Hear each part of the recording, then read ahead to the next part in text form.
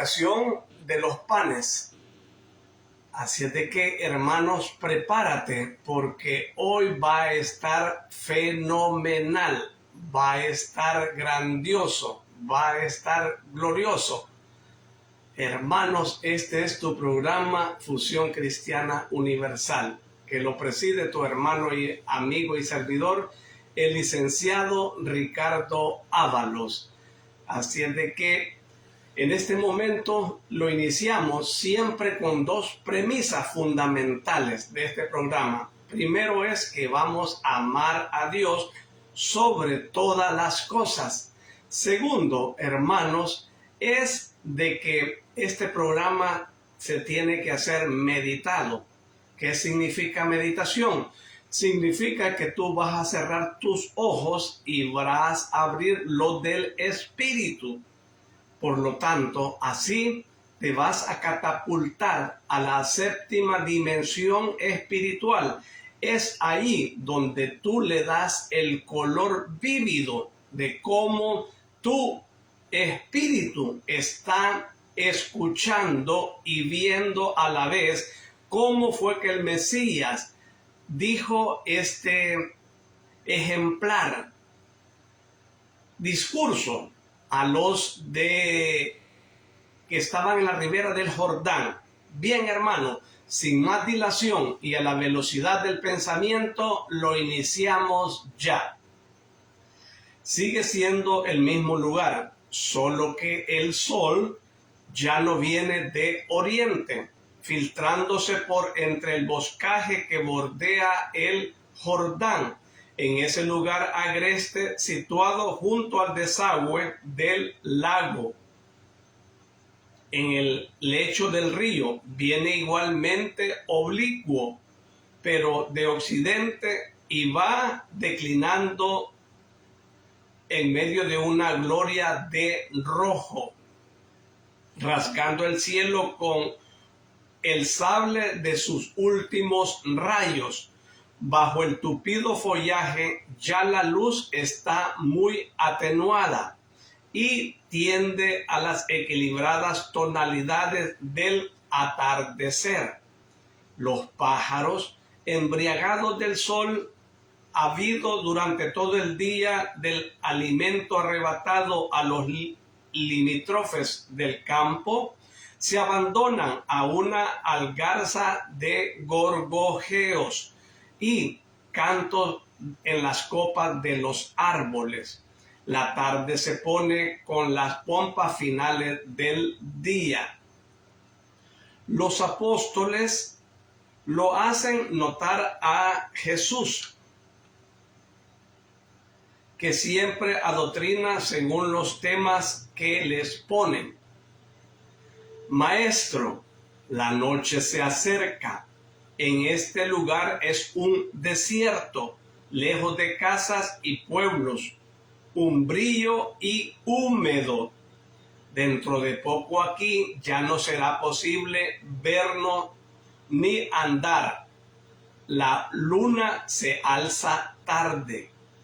Despide a la gente para que vaya a Tariquea o a los pueblos del Jordán para comprarse comida y buscar alojamiento.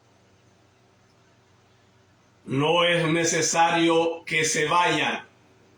Dadle vosotros de comer. Pueden dormir aquí, como durmieron mientras me esperaban. No nos han quedado más que 5 panes y 2 peces. Maestro, ya lo sabes. Traédmelos. Andrés ve a buscar al niño que está vigilando la bolsa. Poco antes estaba con el hijo del escriba y otros más fabricándose unas coronitas de flores, jugando a los reyes. Andrés va con diligencia. También Juan y Felipe se ponen a buscar a Marcián entre la muchedumbre que continuamente se mueve. Le encuentran casi al mismo tiempo con su bolsa de las provisiones en bandolera, un sarmiento de clemátide arrollado en torno a la cabeza, y un cinturón también de clemátide en que pende haciendo de espada un nudo. La empuñadura en el nudo propiamente dicho, la hoja, el tallo de caña de este. Con él están otros 7 igualmente ataviados. Hacen de cortejo al hijo del escriba. Un gracilísimo niño de mirada muy seria, como de quien ha sufrido mucho, el cual más adornado que los otros hace de rey. Ven, Marcián, el maestro te requiere. Marcián deja plantado a los amigos y va rápidamente sin quitarse siquiera sus distintivos florales. Pero le siguen también los otros. Pronto Yeshua se ve circuncidado de una coronita de niños erguinaldados de flores. Los acaricia mientras Felipe saca de la bolsa un envoltorio con pan dentro y en cuyo centro hay a su vez envuelto 2 peces grandes, 2 kilos de pescado, poco más, insuficientes incluso para los 17, es más, 18 con Manaén, de la comitiva del Mesías. Llevan estos alimentos al maestro. Bien, ahora traedme unos cestos, 17, como cuantos sois vosotros. Marcián dará la comida a los niños. Yeshua mira fijamente al escriba que ha estado siempre a su lado y le pregunta: ¿quieres dar tú también la comida a quienes tienen hambre? Me gustaría, pero yo también estoy sin comida. Te concedo que des de lo mío. Pero ¿pretende dar de comer a unos 5,000 hombres, además de las mujeres y los niños, con esos 2 peces y esos 5 panes? Sin duda, no seas incrédulo. Quien cree habrá de ver el cumplimiento del milagro. Oh, entonces sí, quiero repartir el alimento también yo. Que te den un canasto a ti también. Vuelven los apóstoles con canastos y cestas, anchas y bajas, u hondas y estrechas. Y vuelve el escriba con un cesto más bien pequeño. Se comprende que su fe o su incredulidad le han hecho elegir ese como el máximo. Está bien, poned todo aquí delante. Disponed que se sienten con orden la muchedumbre, en lo posible, regladamente. Mientras esto se lleva a cabo, el Cristo alza el pan. Encima del pan los peces. Ofrece, ora, bendice. El escriba no quita ni un instante de él sus ojos. Luego, el Mesías divide los 5 panes en 18 partes y los 2 peces en 18 partes, y pone un trozo de pez, un trocito bien mísero, en cada uno de los canastos. Trocea los 18 pedazos de pan, cada pedazo en muchos trozos, muchos relativamente, no más de unos 20, cada pedazo troceado en un canasto con el trozo de pez. Y ahora, tomad y ofreced hasta la saciedad. Empezad, ve Marcián, a dárselo a tus compañeros. Uy, cuánto pesa, dice Marcián, al levantar su canasto, y se dirige enseguida hacia sus pequeños amigos, caminando como con quien lleva un peso. Los apóstoles, los discípulos, Manaén, el escriba, le ven alejarse perplejos. Luego cogen los canastos y, meneando la cabeza, se dicen unos a otros: el niño está de broma, no pesan más que antes. El escriba mira incluso dentro, y dado que allí, en la espesura en que está Yeshua, no hay mucha luz, no así más allá, en el calvero, donde todavía hay buena luz. Mete la mano para palpar el fondo. No obstante, a pesar de la constatación, se encamina hacia la gente y empieza a repartir. Dan.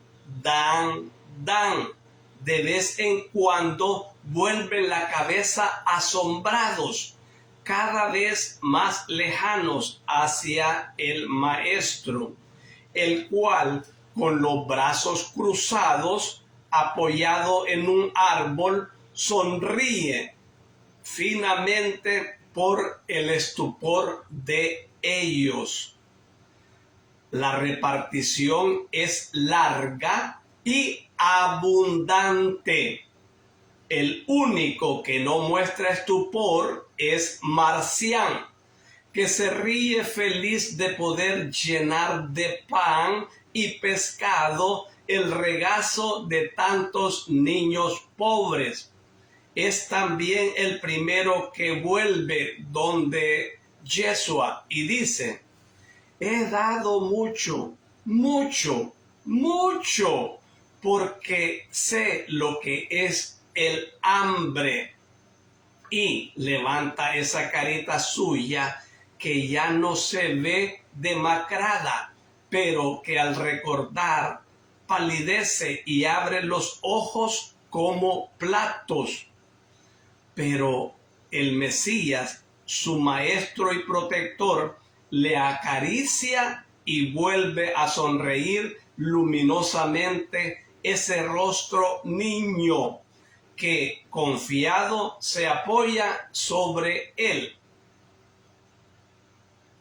Poco a poco van volviendo los apóstoles y los discípulos, enmudecidos de estupor.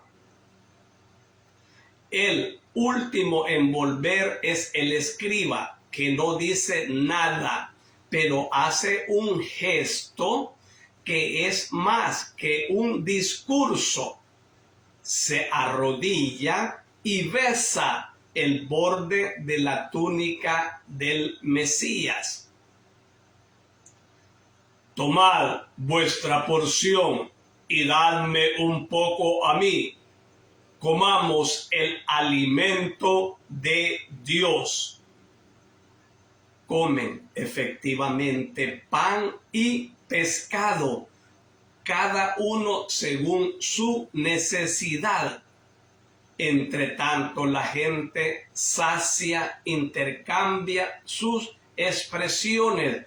También los que están en torno a Yeshua rompen a hablar observando a Marcián, que terminando su pescado juega con otros niños. Maestro, pregunta el escriba, ¿por qué el niño ha sentido inmediatamente el peso y nosotros no? Yo incluso he palpado dentro del canasto, seguían siendo los mismos. Pocos trozos de pan y el único trozo de pescado. He empezado a sentir el peso yendo hacia la muchedumbre, pero si hubiera pesado en proporción a cuánto he repartido, habría hecho falta una pareja de mulos para llevarlos, y no el canasto, sino un carro lleno, henchido de comida. Al principio daba escaso, luego me he puesto a dar y a dar. Y para no ser injusto, he vuelto a pasar por donde los primeros y le he vuelto a dar, porque los primeros les había dado poco. Ha habido suficiente. Yo también he sentido que se hacía pesado el canasto mientras me encaminaba.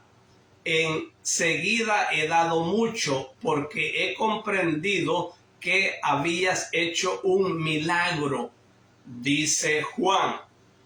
Yo, por el contrario, me he parado y me he sentado para bolear en mi regazo el peso y ver. Y he visto muchos panes. Entonces he ido, dice Manaén. Yo los he contado incluso porque no quería quedar en situación ridícula. Eran 50 panes pequeños. He dicho, se los doy a 50 personas y luego regreso. Y he llevado la cuenta, pero llegado a 50, el peso seguía igual. He mirado dentro, había todavía los mismos. He seguido adelante y he repartido cientos de panes, pero no disminuían nunca, dice Bartolomé. Yo lo confieso, no creía. He cogido los trozos de pan y esa migaja de pescado y los miraba diciendo, ¿y a quién le sirve esto? ¿Es una broma de Yeshua? Y estaba mirándolos escondido detrás de un árbol, esperando y desesperando porque crecieran, pero eran siempre iguales. Estaba para volverme cuando ha pasado Mateo diciendo, ¿has visto qué hermosos? ¿Qué? He dicho yo, pues los panes y los peces. ¿Estás loco? Yo sigo viendo trozos de pan. Ve a repartirlos con fe y verás. He echado dentro del canasto esos pocos trozos de pan y he ido a disgusto. Y luego, perdóname, Yeshua, porque soy un pecador, dice Tomás. No eres un espíritu del mundo. Razonas como el mundo. Entonces también yo, Señor, tanto que quería dar una moneda junto con el pan, pensando comerán en otro sitio, dice el Iscariote. Esperaba ayudarte a salir mejor parado. ¿Qué soy entonces? ¿Como Tomás o más todavía? Eres mundo, mucho más que Tomás. Y sin embargo, pensaba dar limosna para hacer cielo. Eran denarios míos particulares. Limosna a ti mismo, a tu orgullo, y limosna a Dios. Dios no las necesita. Y la limosna a tu orgullo es culpa, no méritos. Judas baja la cabeza y calla. Yo pensaba que tendría que desmenuzar ese trozo de pez y esos trozos de pan para que llegaran, pero no dudaba que serían suficientes como número y como alimento. Una gota de agua que das tú puede alimentar más que un banquete, dice Simón Zelote. ¿Y vosotros qué pensabais?, pregunta Pedro a los primos de Jesús. No acordamos de Caná y no dudamos, dice serio Judas. Y tú, Santiago, hermano mío, ¿pensabas solo esto? No, pensaba que fuera un sacramento como me dijiste. ¿Es así o me equivoco? Yeshua sonríe. Es y no es. A la verdad que ha dicho Simón, del poder de nutrición en una gota de agua debe unirse tu pensamiento en orden a una figura lejana, pero todavía no es un sacramento. El escriba conserva entre sus dedos un pedazo de corteza. ¿Qué va a hacer con ello? Un recuerdo. Yo también la conservo. Se la voy a colgar al cuello a Marcián en una pequeña bolsita, dice Pedro. Yo se la llevo a nuestra madre, dice Juan. Y nosotros hemos comido todo, dicen apenados los otros. Levantaos, pasad otra vez con los canastos y recoged lo que ha sobrado. Separad de entre la gente a los más pobres y traédmelos aquí junto con los canastos y luego id. Despido a la gente después de favorecer a los más pobres, luego los alcanzaré. Los apóstoles obedecen y vuelven con 12 canastos, como de restos los siguen unos 30 mendigos o personas muy míseras.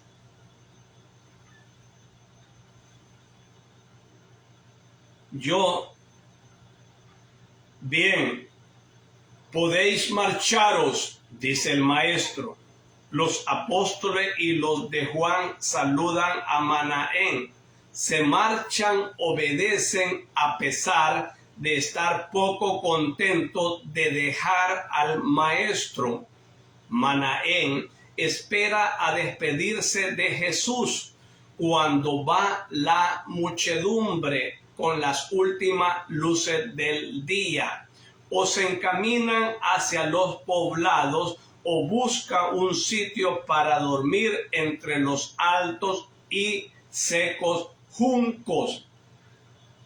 Luego se despide antes de él. Se ha marchado el escriba. Es más, uno de los primeros, porque junto con su hijito se ha puesto en camino cerrando la fila de los apóstoles. Una vez que todos se han marchado o que han caído en el sueño, Yeshua se levanta, bendice a los que duermen y a paso lento se dirige hacia el lago, hacia la península de Tariquea, elevada unos metros por encima del lago, cual si fuese un recorte de colina introducido en el lago. Y llegado a su base, no entrando en la ciudad, sino bordeándola, sube el montecillo y se ponen en un risco en oración frente al azul del lago y al blancor de la noche serena y lunar. Hermanos, esta es la palabra sacrosanta del Mesías Yeshua. Y su pueblo responde: te alabamos, Señor. Hermanos, esto está completamente fenomenal, extra grandioso, sobrenatural. ¿Por qué, hermanos? Aquí nos damos cuenta en toda su plenitud cómo fue que el maestro multiplicó 2 peces y 5 panes. En la Biblia tú lo vas a encontrar en San Mateo capítulo 14 del 13 al 21, en Marcos capítulo 6 del 30 al 44, en San Lucas en capítulo 9 del 10 a 17 y en San Juan en el capítulo 6 versículo del 1 al 13. Acá, en cada uno de los 4 evangelios está completamente condensado, está extracto, o sea, acá en la Biblia está resumido, pero date cuenta una cosa, que hoy, si lo estás siguiendo por primera vez, te vas a dar cuenta de que Dios hace un milagro en tu vida hoy. ¿Cuál es ese milagro que Yeshua, que el Espíritu Santo, Paráclito Consolador y Hachem, el gran yo soy, el Dios de Dios, luz de luz, ha puesto en tus oídos la palabra exactamente cómo fue pronunciada por el maestro hace más de 2000 años. ¿No es esto un milagro? La verdad que sí, porque, como te repito, en la Biblia está condensada, pero aquí está total, expuesta. Por lo tanto, hermanos, aquí vemos el primer milagro y vamos a ver otro milagro más si tú quieres. ¿Cómo así? Porque el problema es, hermanos, que no, dicen muchos, yo creo solo y exclusivamente lo que está en la Biblia. Y así mueren algunos hermanos, así de esa manera, pensando que ellos tienen la razón. Pero ¿qué pasa? No leen San Juan 21:25, en el cual dice: y si se escribieran todos los libros acerca de los milagros, hazañas que hizo el maestro, no ocupieran toda la biblioteca del mundo para contener todos los libros sobre todas estas proezas que hizo Yeshua. Hermano, esto es grandioso. ¿Y Dios por qué lo está revelando? Porque quiere que haya milagros en ti. Y esa es la parte medular. de este mensaje. Y cómo pues, hermanos, si yo estoy luchando y estoy luchando, en primer lugar, hermano, vamos a ir completamente al grano. ¿Cómo así? Primero, muchos católicos y cristianos, no así los hermanos judíos, que ellos están cumpliendo el mandamiento, el tercero, que dice santificar la fiesta, en el cual expresa que el Señor hizo en 6 días el mundo y todo lo que contiene, pero el séptimo en honor a Yahvé lo descansó. ¿Y cuál es ese día? Para remitirme completamente a ese día, voy en otra cita bíblica que está en Éxodo 31, versículo 12 en adelante. Yahvé habló así a Moisés: di a los israelitas, no dejéis de guardar mis sábados, porque el sábado es una señal entre mí y vosotros de generación en generación hasta hoy 2023 y continuará, para que sepáis que yo soy Yahvé, el que os santifico.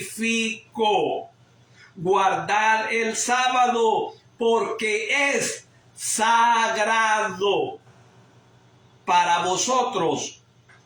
Hermano, quien nos santifica es Dios. ¿Cuándo? El sábado, porque ese día es sagrado. ¿Por qué es sagrado? Porque Él lo descansó. Al descansar nos va a santificar, nos va a bendecir.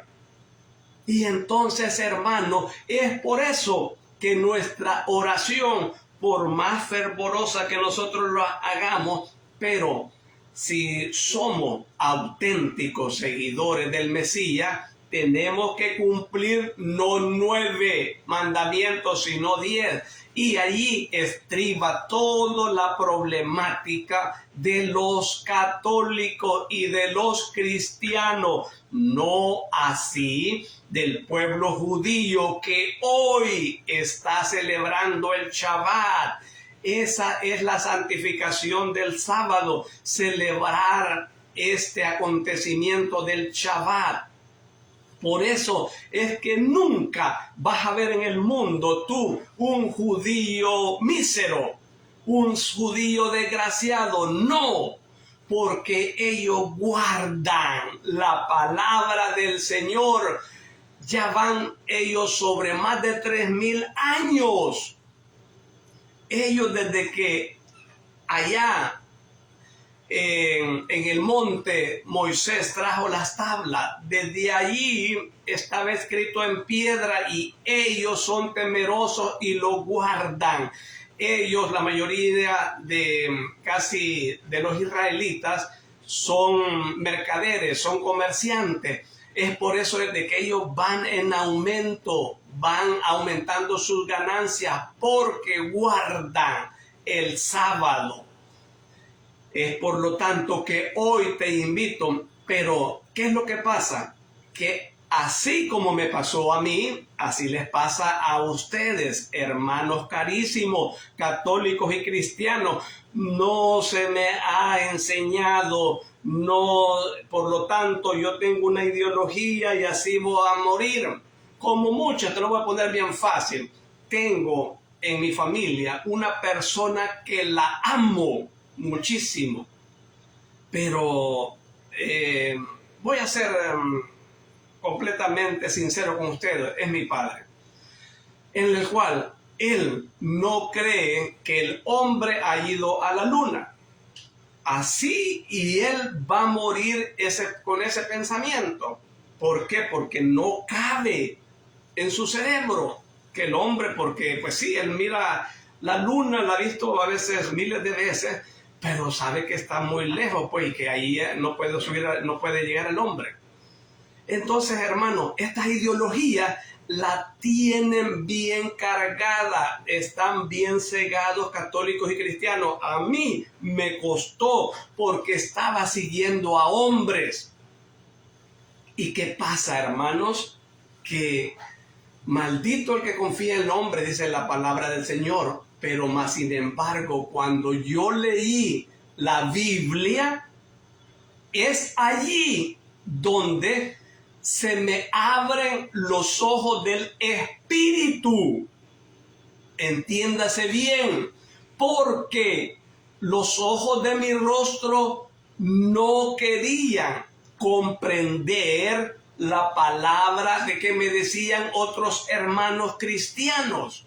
Y este fue un hermano adventista que me lo dijo, que mal guardan el sábado, porque ellos lo hacen guardando el sábado en el calendario solar y los israelitas lo hacen en el calendario lunar, porque para Israel el Shabbat el sábado empieza al caer de la tarde y al finalizar de hoy sábado la tarde. Ese es el Shabbat, 24 horas. Entonces los adventistas no, para ellos empiezan a las un segundo de las 12 de la medianoche hasta las 11:59. Entonces son 24 horas.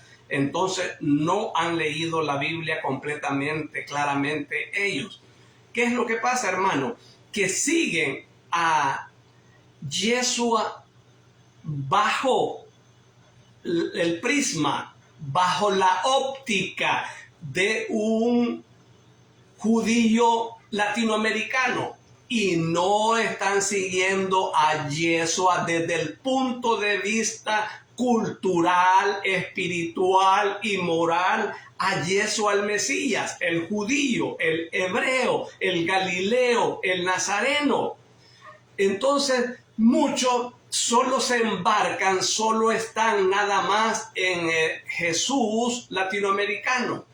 Yo me he ido a las raíces judías. Es por eso que cuando yo leí en Éxodo 28, que dice que hay que guardar el sábado, que no hay que trabajar, ni tu hijo, ni tu hija, ni tu asno, ni el forastero que habita en tu ciudad.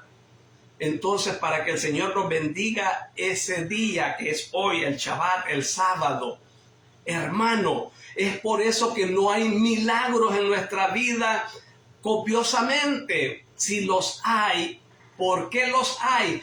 Por la misericordia de Dios. No es porque a veces nosotros los merezcamos, porque el Señor, Él dio 10 mandamientos, no 9, 8, 7, 6 o ninguno, como hay algunos que no cumplen ninguno, hacen su regalada voluntad. No es así. Entonces, nosotros, ¿qué tenemos que hacer para que hayan milagros, hermanos? Tenemos que confiar en que todo viene de Él. Y primero, para que un milagro ocurra, tenemos que visualizar esto. Nosotros tenemos de que embarcarnos primero en la mente. Fíjense bien cómo el Señor bendijo. Jesús alza el pan. Encima del pan, los peces, ofrece, ora y bendice. Entonces hace 18 partes del pan y 18 partes de el pescado también. Pero hay una parte aquí. ¿Cómo es que va a ocurrir un milagro? Fíjense bien, dice, no pensaba que fuera un sacramento, como dijiste, ¿cómo se llama? La multiplicación de panes. ¿Es así o me equivoco? Le pregunta uno de sus apóstoles. Y el maestro responde, es y no es, a la verdad ha dicho Simón, el celote, del poder de nutrición en una gota de agua debe unirse tu pensamiento. Allí está la llave. Allí el Señor es donde desatan los milagros. Dice, debe unirse tu pensamiento en orden a una figura lejana. ¿Cómo así? Que un ejemplo, yo digo, Señor, tú me vas a ayudar en cierto problema, enfermedad o el problema que tú tengas en un divorcio, en que tienes cáncer. Tú tienes que, en tu pensamiento, dice el Señor, debe unirse tu pensamiento en orden a una figura lejana. Debe unirse tu pensamiento que tu estómago ya no tiene cáncer. Lo tienes que visualizar, verlo en el espíritu, con tus ojos cerrados. Es ahí donde entramos a la tríada verso. Tríada significan tres elementos particulares que convergen en un mismo fin. Verso es el más allá. Tríada verso, una palabra compuesta que su servidor la ha inventado, la ha hecho en base a dos palabras, tríada y verso, pero el verso es real, o sea, no es irreal. Entonces, tríada, Padre, Hijo y Espíritu Santo, verso más allá. Entonces, cuando estamos con el Padre, el Hijo y el Espíritu Santo, cuando cerramos los ojos y nos proyectamos al reino de Dios. Como decimos el Padre nuestro, vénganos tu reino. ¿Y cómo va a venir el reino? Es que yo, un ejemplo les voy a dar ahorita para entrar a la meditación. ¿Cómo tienen que aprender a meditar ustedes? Si yo en este momento les digo, vamos a ver a un caballo verde. Cierren sus ojos. Vamos a ver un caballo verde. Entonces ustedes con sus ojos cerrados ya le están viendo el color del caballo verde. Entonces todo completamente es verde. Es así, de esta manera, que nosotros, como ahorita un ejemplo, hagámoslo ya más vívido, hagámoslo ya más espiritual. Miremos al Mesías. Veamos al Mesías, que él se recostó en un árbol con los brazos cruzados, viendo a cada uno de los apóstoles, de los discípulos y del escriba, juntamente con Manaén, que iban repartiendo el pan. Entonces nosotros vemos que hay un montón de personas que están sentadas y allí le llevan cada uno dándole el pan. Ahora bien, así de esta manera, como estamos viendo esta película, así, hermanos, tienes que visualizar tu milagro de esta manera. Así es de que, ¿qué es lo que tenemos que hacer, hermano? En nuestra mente, ahí radica la consecución para que el milagro verse realizado. Por lo tanto, hermanos, tenemos que tener fe. Esa palabra de una letra y una vocal, fe. ¿Qué significa? Confianza, seguridad, certidumbre, seguridad de que todo se va a realizar por el poder del Padre, del Hijo y del Espíritu Santo. Pero si sucederá, ¿y cuándo va a suceder? ¿Y cómo sucederá? ¿A qué hora? ¿A qué día? Y todo lo demás. No.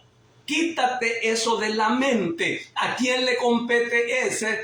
Es a Dios Padre Todopoderoso. No seamos como nosotros, que vamos con un dolor de cabeza, una jaqueca, a donde el médico, un neurólogo, y vamos a donde él, doctor, tengo una jaqueca que no la aguanto y no puedo dormir y todo lo demás. Pero, ¿y qué le parece si me da acetaminofén de 200 miligramos? ¿Y qué le parece si me hago una compresa de agua helada? ¿Va que lo puedo hacer y todo lo demás? No dejas que el médico te diga qué es la medicina que vas a tomar, a qué horas, cuándo, sino que tú te estás proyectando al médico como que tú sos médico si eres paciente. Por lo tanto, tenemos que ser paciente, paciencia, para que Dios, déjale, a Dios va a hacer el milagro. yo ya estoy viendo, yo he visto muchas cosas. Les voy a poner una aquí, así a pasarraya. El Señor en una de estas así, con mi esposa estábamos orando juntamente los dos y me dijo una fecha, 16 de agosto, ya pasó. Entonces yo estaba, ¿qué pasó? Pero me había puesto a una persona también que es un enemigo en el trabajo. Se dio la situación, ok. No provoqué yo la situación, sino que me llegaron a provocar, pero bueno, no nos hablábamos con él. Pero se dio que yo cerrando los ojos, en la meditación, en la triada verso, se me pone 16 de agosto. Yo no sabía, decía yo, ¿será que le va a pasar algo malo a él? Yo no quiero que le pase ni un accidente ni nada. No, yo lo que quiero es que tú salves su alma. Lo que pasó, hermano, es que él me habló a mí. No es porque yo no había querido solucionar, zanjear esos problemas. No, yo lo había hecho antes, el año pasado, pero él no quiso tener una amistad conmigo. Yo le abrí mis puertas, yo le fui a decir, perdóname. Yo pedí perdón, pero él solo me vio y dio la vuelta. Pero ahora, el 16 de septiembre, de agosto, se cumplió la palabra que yo vi en una visión. Se la dije yo a mi esposa y después cuando vine, ¿qué crees? Le dije yo, mira la visión que tuve del 16 de agosto, ¿sí? ¿Te acordás? ¿Sí? Ok, esto es lo que pasó. Entonces, hermano, tenemos que ver nosotros visualizado. Tenemos en nuestro pensamiento ocuparlo para ver cómo va a suceder. Y es así que Dios va a obrar. Solo exclusivamente para los que cambian de vida, se arrepienten, ya no siguen pecando, porque el Señor necesita de que haya un cambio rotundo dentro de ti para obrar, hermano. De lo contrario, no. Ese arrepentimiento sube como olor, como incienso a la presencia del Señor. Este es mi hijo que hoy está clamando, está suplicando y no va a tener más vicio, ya no va a pecar porque quiere el milagro, quiere salvación, quiere vida eterna. Hermano, qué rápido se va el tiempo. Ya vamos casi en la hora. Hermano, los amo mucho a católicos, a cristianos. Cumplamos la palabra de Dios, no sigamos a hombres, sigamos la Biblia, que esa es la verdad absoluta. El hombre no tiene la verdad absoluta, solo Dios. Alabado sea el Mesías, por siempre sea alabado. Por favor, hermano, ahora estamos en YouTube. Multiplica este mensaje para que tu amigo, tu hermana, tu familiar, tu vecino, tu compañero de trabajo ya no vaya a pecar, ya no vaya a embriagarse, emborracharse, ya no vaya a drogarse, a prostituirse, ya no robe, ya no mate, ya no desee a la prójima o el prójimo, ya no sé sus bienes, nada, que ya no mienta. Tantas cosas que tenemos que hacer, hermano. Amémonos todos. Dalo, porque no sabemos que esta persona tal vez quiere suicidarse, no le haya sentido a la vida, le han dicho que tiene SIDA, tiene cáncer y muchas enfermedades mortales. Oyendo este mensaje, él va a cambiar. Hazlo viral este mensaje para honra y gloria del Padre, del Hijo y del Espíritu Santo. Los amo en Yeshua el Mesías, el Padre Celestial y el Paráclito Consolador. Nos vemos el próximo Shabbat si Dios lo permite. Alabado sea el Mesías, por siempre sea alabado. Y a su nombre, gloria. Y a su gloria, más gloria.